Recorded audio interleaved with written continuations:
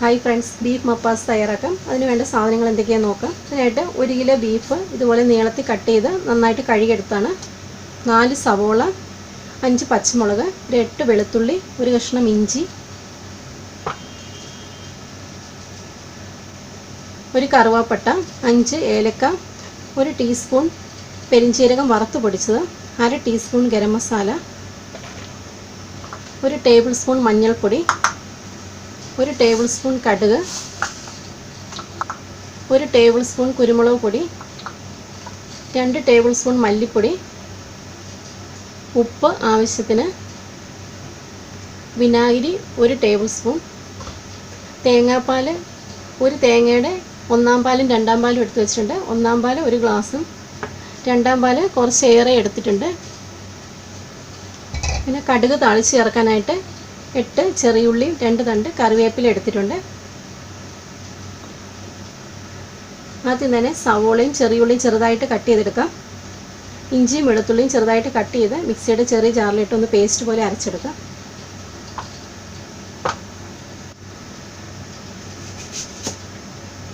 സവോള കട്ട് ചെയ്തെടുക്കാം.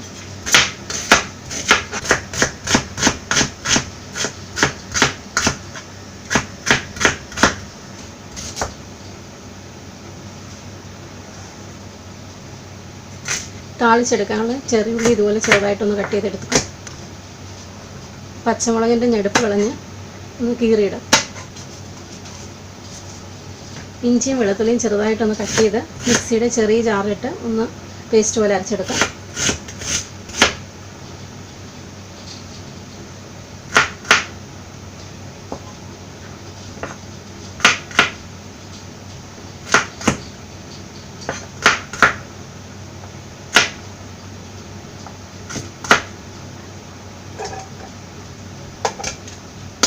ഇതൊന്ന് അരച്ചെടുക്കാം.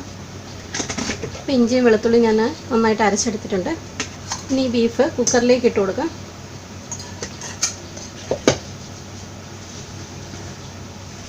ഇതിലേക്ക് ചതച്ച് വെച്ചിരിക്കുന്ന ഇഞ്ചി വെളുത്തുള്ളി പേസ്റ്റ് ഇട്ട് കൊടുക്കും.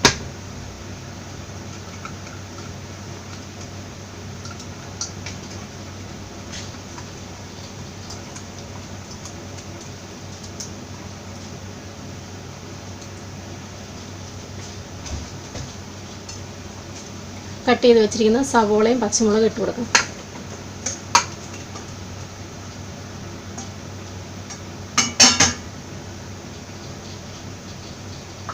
എടുത്തു വെച്ചിരിക്കുന്ന മഞ്ഞൾപ്പൊടി ഇട്ട് കൊടുക്കാം. മല്ലിപ്പൊടി ഇട്ട് കൊടുക്കാം. ഇനി ഇതിലേക്ക് വറുത്ത് പൊടിച്ച് വെച്ചിരിക്കുന്ന പെരിഞ്ചീരകം പൊടി ചേർത്ത് കൊടുക്കാം. കറുവാപ്പട്ട, ഏലക്ക ഇട്ട് കൊടുക്കാം. ആവശ്യത്തിന് ഉപ്പൂടെ ചേർത്ത് കൊടുക്കാം. ഇനി ഇതെല്ലാം കൂടെ നന്നായിട്ട് മിക്സ് ചെയ്യാം.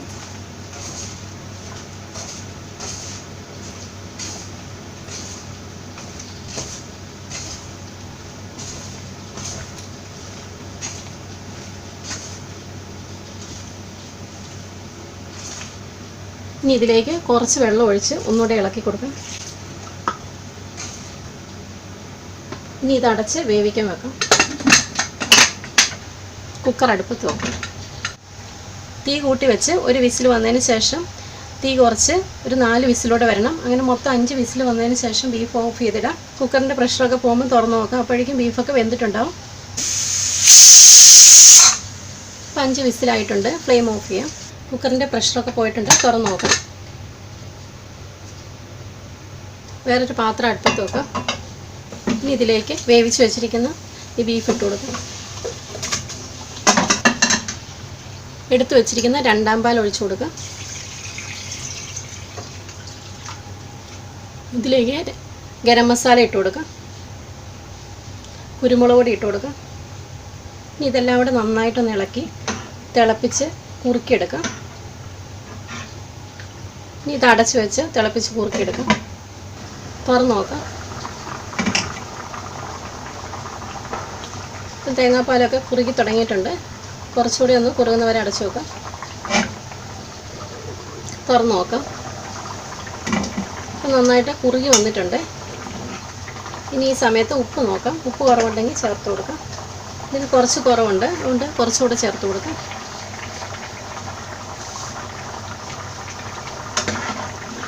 ഇനി ഇതിലേക്ക് 1 ടേബിൾ സ്പൂൺ വിനാഗിരി ചേർത്ത് കൊടുക്കാം. ഇനി വിനാഗിരി ചേർക്കാൻ ഇഷ്ടമില്ലാത്തവർക്ക് തക്കാളി ചേർത്ത് കൊടുക്കാവുന്നതാണ്. ഇതൊന്ന് ഇളക്കി കൊടുക്കാം. ഇനി ഇതിലേക്ക് എടുത്ത് വെച്ചിരിക്കുന്ന 1-ാം പാൽ ചേർത്ത് കൊടുക്കാം. 1-ാം പാൽ ഒഴിച്ചതിന് ശേഷം ചെറുതായിട്ടൊന്ന് ചൂടായാൽ മതി, തിളയ്ക്കണ്ട.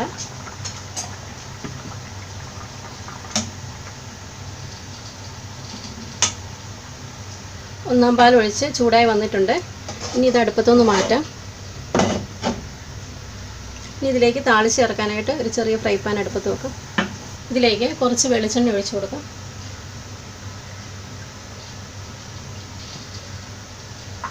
ഇപ്പം എണ്ണ ചൂടായിട്ടുണ്ട്. ഇതിലേക്ക് കടുക് ഇട്ട് കൊടുക്കാം. കട്ട് ചെയ്ത് വെച്ചിരിക്കുന്ന ചെറിയുള്ളി ഇട്ട് കൊടുക്കാം. കറിവേപ്പില ഇട്ട് കൊടുക്കാം.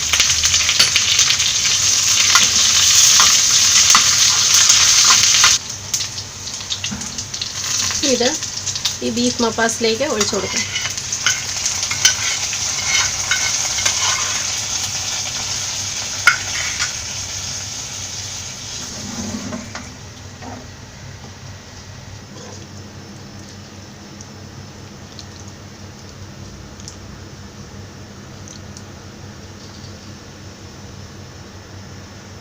നല്ല ടേസ്റ്റി ആയിട്ടുള്ള ബീഫ് മപ്പാസൊക്കെ റെഡി ആയിട്ടുണ്ട്. അപ്പത്തിൻ്റെയും ചപ്പാത്തിയുടെയും പൊറോട്ടയുടെയും ഇടിയപ്പത്തിൻ്റെയും ബ്രെഡിൻ്റെയും ഒക്കെ കൂടെ കഴിക്കാൻ പറ്റുന്ന നല്ല അടിപൊളി ബീഫ് മപ്പാസാണ്. എല്ലാവരും ട്രൈ ചെയ്ത് നോക്കണം.